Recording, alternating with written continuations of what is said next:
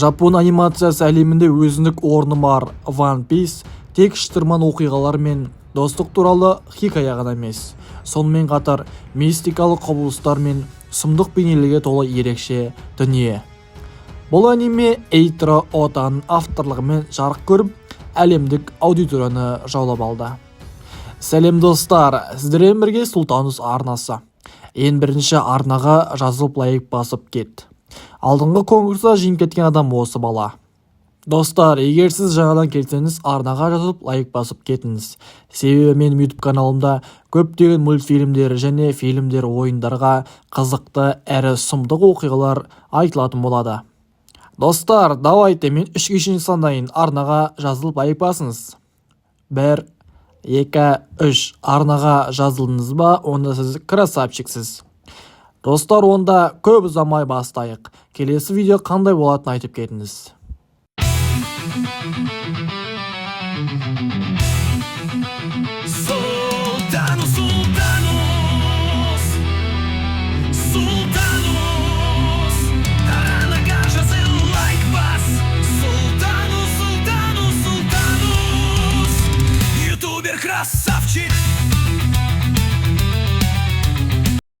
Анименің басты желісі.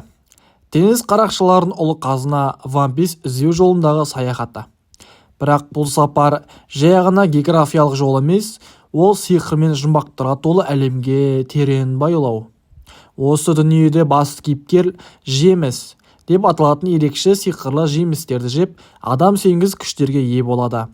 Бұл жемістер арқасында кейіпкер отқа айналу, резеңке тәрізді созылу немесе көлеңке секілді әрекет ету секілді қабілеттерге ие болды. Мұндай мүмкіндіктер бір жағынан ғажайып әрі қызықты болса, екінші жағынан олар қорқынышты салдарға әкелуі мүмкін.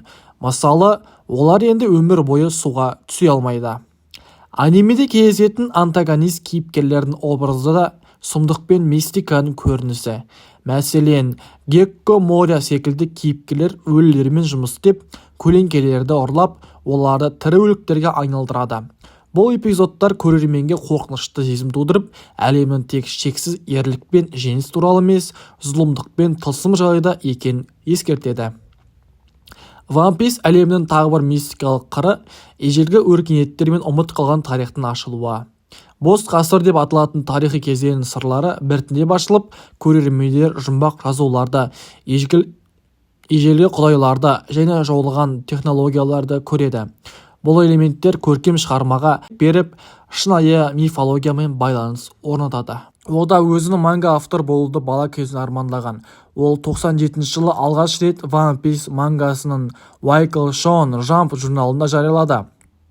Осы манга кейінірек өте танымал болып, 99 жылдан бастап аниме ретінде шыға бастады. Анименің нұсқасын жапондық Toei анимация студиясы түсіріп жатыр, және ол әлі де жалғасып келеді. Тірі өліктермен көлеңке ұрлау. Гекко Моря. Гекко Моря сегізбаз Шичибукайдың бірі. Оның көлеңкелерді ұрлайтын күшке ие. Какономи атты жемесінің арқасында адамдардың көлеңкесін тартып алып, оларды тірі өліктерге айналдырады.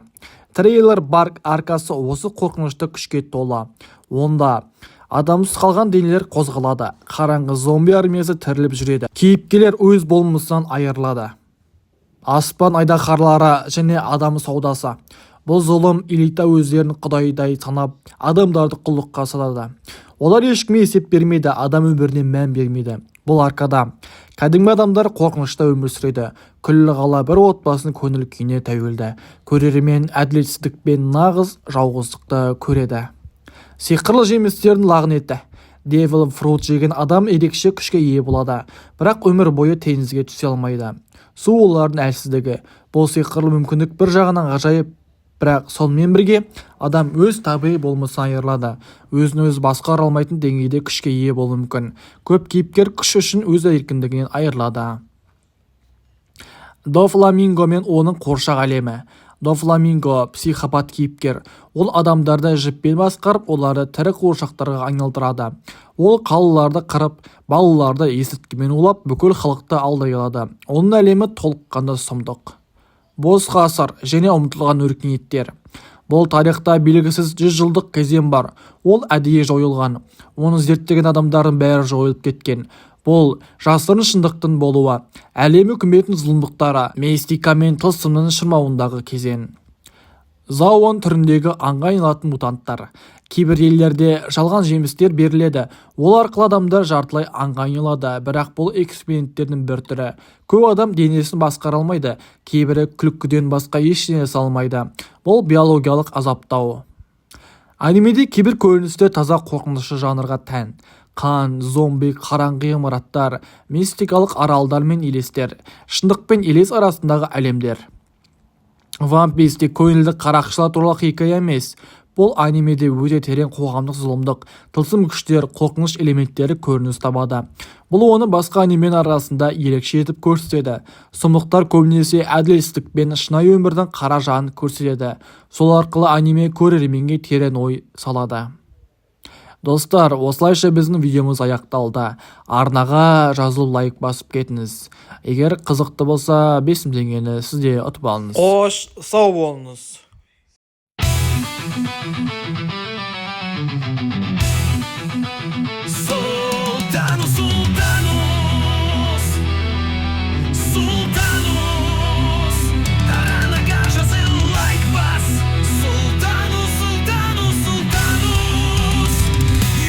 Красавчик!